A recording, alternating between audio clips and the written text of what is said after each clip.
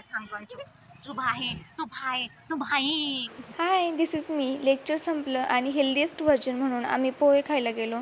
पोहे खाऊन झाल्यावरती आम्ही निघलो रिलायन्सच्या स्मार्ट बाजारला. घ्यायचं तर कुणालाच काही नव्हतं, पण लेक्चर लवकर सुटले म्हणून आज आम्ही फिरायला निघलो. तिथे गेल्यावरती आमच्या मॉडेलचा रॅम्प वॉक सुरू झाला. यांना पाहून मॉडेल शब्दाला सुद्धा लाज वाटेल अशी तर यांची मॉडेलिंग होती. त्यानंतर आम्ही पोहोचलो कपड्यांच्या सेक्शनला. तिथे गेल्यावरती आम्हाला मिरर दिसला. घेतलं काहीच नाही, पण मिररसोबत सेल्फी क्लिक केली आणि हसण्याचा हा विलक्षण आणि दुर्मिळ प्रकार आम्ही पाहिला. त्यानंतर आम्ही पोहोचलो पूजा सेक्शनला.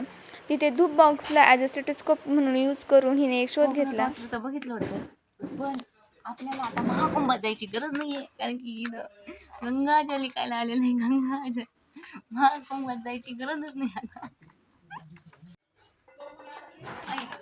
आईजोबाच्या लग्नाला आपण भांडे घेऊन राहिलो इथं, मनस्वीसाठी आणि सोनालीसाठी. मी फक्त हिला भांडे घेऊन देत होते, मला काय करायचं लग्नाला. यांच्या प्रेमाला तर काही ठिकाणच नव्हता, म्हणून ते डायरेक्ट जाऊन फ्लोअरवरती आदळलं. ब्लड कमी असलं का असंच होतं माणसाला. मला काय करणार आहे तेवढीचा प्रॉब्लेम. बाय आठवलं घ्यायचं मी. ह्या मुलीने माझा असा उत्तर केलेला आहे.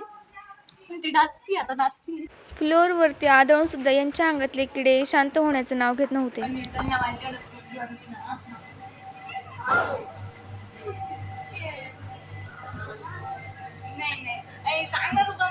मला पण एक मनस्वी.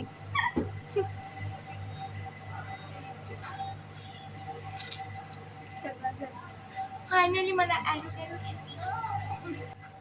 आमिरांचे चोचले, बाकी काय कोणाचे घुसले. आमिर तिकडे पेरू खायचं, तिकडे आलो काढू खायला. काय का असं ना, थोडस हेल्दी पोरगी शहरात आली ना, मग दाखवायला नको का शहरात आली पोरगी. हे पण गावाला काय घेतं, कच्ची पेरू खात असं आलो काढू खायचं.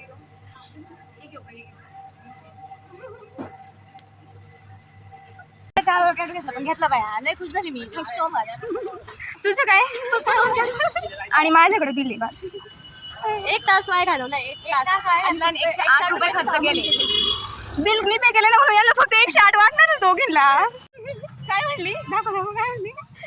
कॅडबरी छोटी कॅडबरी घेतल्या, मला एवढंच घेतलं. एवढं तुझ्या त्या एकाची प्राइस मध्ये त्या 10 कॅडबरी येतील. महाग नाहीये, फक्त 50 रुपयाला एक आहे. हा बाईला नाही बिल द्यावं लागलं. 3 कॅडबरी झाल्या असत्या. Hindu proud to be Hindu. आमच्या आयुष्यातला 1.5 तास वाया घालून फक्त 108 रुपयाचं बिल केलेलं आहे, आणि याचं कारण आहे सोनाली.